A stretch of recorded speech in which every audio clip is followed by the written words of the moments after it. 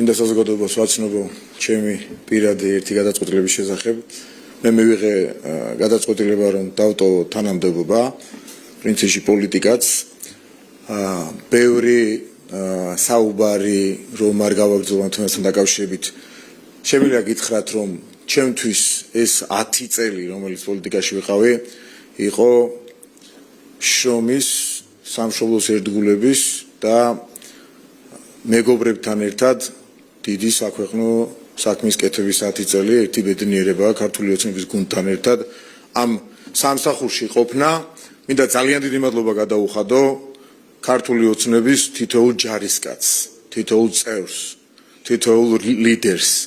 ბატონი ბიძინა ივანიშვილთან დაწყებული დამთავრებული რიგით ჯარისკაცამდე, როგორც ჩვენ ამ დიდ ოჯახში ვეძახით ხოლმე, იმიტომ რომ თითოეულ მათგანს ყველას უკლებლივ თავისი წვლილი აქვს შეტანილი საქართველოს დამოუკიდებლობის მისი იმ დონეზე მიყვანის საქმეში, რა დონეზე ჩვენ დღეს ამაყად შეგვიძლია ვთქვათ და კიდევ ერთხელ გავიმეორებ არაერთხელ ნათქვამ სიტყვებს.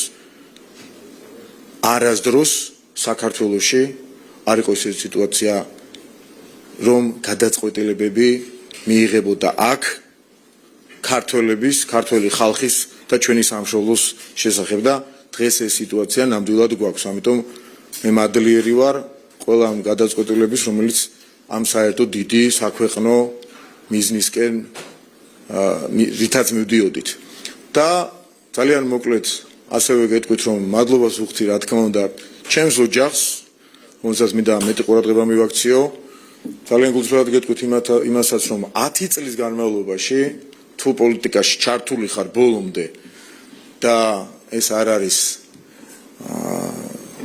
რაღაც შედარებით ნაკლები პასუხისმგებლობა და პასუხისმგებლობაც არის მაქსიმალური, არის ურთულესი და არ არის მარტივი ამბავი და მე მინდა რომ დააფასოთ ყველა ის ადამიანი, ვინც ბრძოლის წინა ხაზზე დგას ხოლმე, ურთულესია, როდესაც ეს პასუხისმგებლობა და ეს ჩართულობა უზრუნველყოფილია ადამიანების მხრიდან.